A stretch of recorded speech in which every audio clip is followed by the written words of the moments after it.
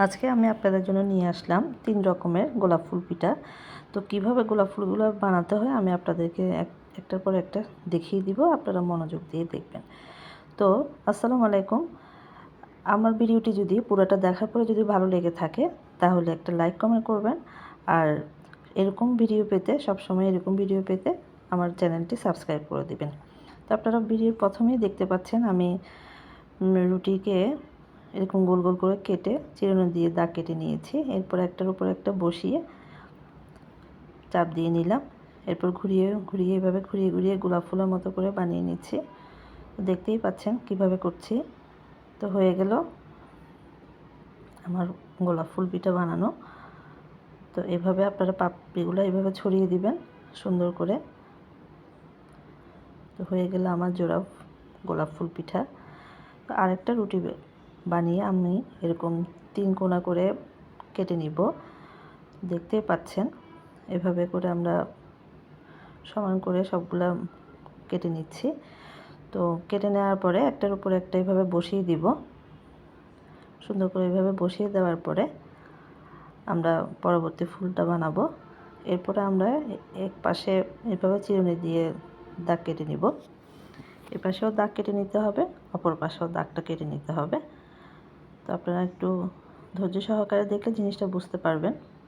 আসলে এটা বুঝিয়ে বলার কোনো কিছু নেই, দেখে বুঝে নিতে হবে। তো মাঝখানে আমি এভাবে একটু চাপ দিয়ে দিলাম যেন জোড়া লেগে যায়। তো একটা চামচের সাহায্যে আমরা একটু দাগ কেটে নিয়েছি আগাগুলা। এরপর মাঝখানে কেটে নিলাম, 2 ভাগ করে নিয়েছি। তো দেখতেই পাচ্ছেন আমি এভাবে ঘুরিয়ে ঘুরিয়ে ফুলটা বানিয়ে নিলাম। পাপড়িগুলো এভাবে ছড়িয়ে দিতে হবে।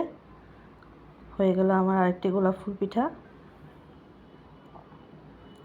তারপর বাকি যেটা ছিল ওটিও আমি পেঁচিয়ে পেঁচিয়ে এভাবে নিয়েছি। 2টা গোলাপ ফুল পিঠা আমি আপনাদের জন্য বানিয়ে নিলাম। তো পরবর্তী আমি লেচিকে এভাবে লম্বা করে নিয়ে চামচের সাহায্যে এভাবে দেখতেই পাচ্ছেন চাপ দিয়ে নিয়েছি।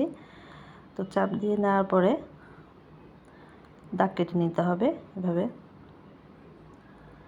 তো দাগ নিয়ে করার পরে এভাবে আমরা অন্য একটা কালারের ডো নিয়ে আমি পেঁচিয়ে নিলাম, গোলাপ ফুল বানিয়ে নিলাম। পেঁচিয়ে পেঁচিয়ে আমরা 2 পাশে 2টা গোলাপ ফুল বানিয়ে নিয়েছি।